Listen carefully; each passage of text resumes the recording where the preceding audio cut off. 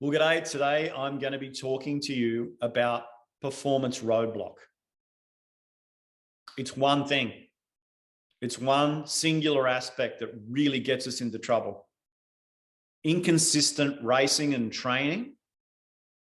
It's not about your aptitude. It's about your attitude. My advice, stop blaming outside conditions and situations.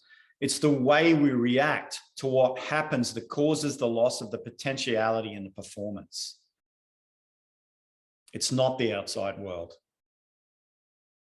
If you know yourself, you'll begin to understand that you are the reflection of any encounter you experience. You are its literal mirror. If it's positive, it's because you're thinking positive. If it's negative, it's because you're thinking negative. You're creating the reality. Your internal state governs the color of the outside world. You are a human magnet constantly attracting what you think, speak, and feel. That's the truth of it. What we see out there is a representation of our internal state. And if there's fear in us, there'll be fear out there. We are constantly projecting the inner state onto the outside world. The problem is that we often think it's the other way around. The outside world does not create the inner state, we do it. So consistency and performance is the sum of its conscious parts. So what I'm saying here is you have to match and engage with the process in order to know the possibility in it. You need to become neutral to it. You need the judgments of the external conditions to be in neutral.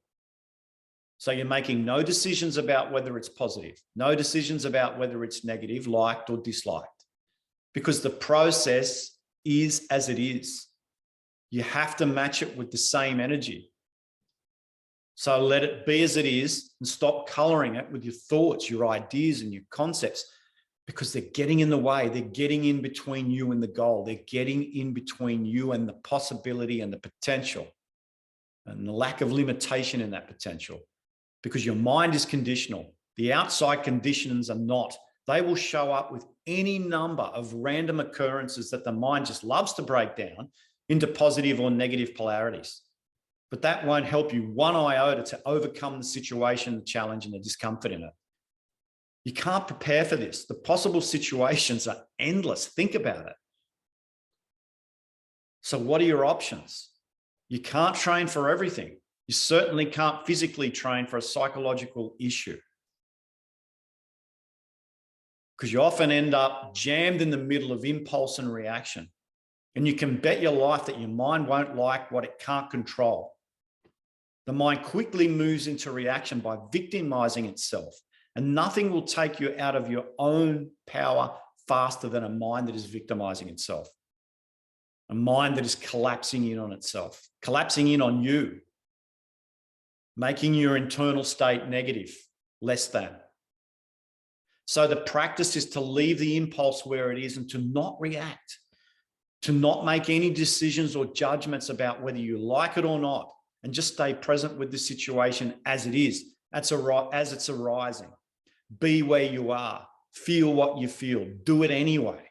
Stay present, stay out of rumination, thought, worry, judgment. Accepting the situation as it is puts the power directly back into your own hands, because you're directly dealing with the reality of it. You're working your way through it as it arises. No future, no past, and because of it, no fear. You're not reacting, you're neutral to it. And the neutrality will bring you to a point where you fall into flow. And as a consequence, confidence grows. Positivity begins to flow into the process, regardless of what it's bringing, regardless of what challenge is coming up. This is the definition of true power. This is the definition of your own power. We create the reality. Now, let me ask you a question. How many races have you been pissed off with yourself post-race because you weren't present when you knew you could have been? You're not pissed off with what happened. You're pissed off with yourself because you knew you capitulated to your own thoughts and not the situation. Oh man, I've seen this again and again and again. Yes, we capitulate to our own thoughts. We capitulate to our own conditionings. We lose our power internally, and because of that, we lose our power externally. How much of the time have you spent post-race analyzing what went wrong with your physical capacity when it was all about attitude? Have you really explored that truth? Have you really looked into it? Not just scratched the surface.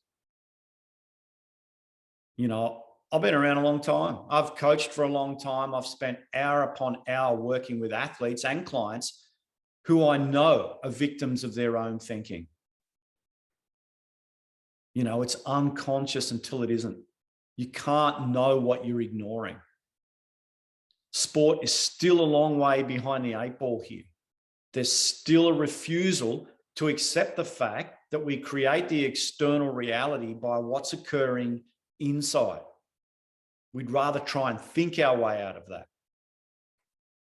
And trying to think your way out of thought doesn't help. However, the further science moves into the neuroscience of the way our brain works, we find that the inner and external world become clearer and clearer,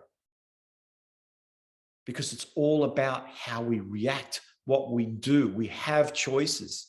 You are what you think. What are you thinking? Thanks for listening.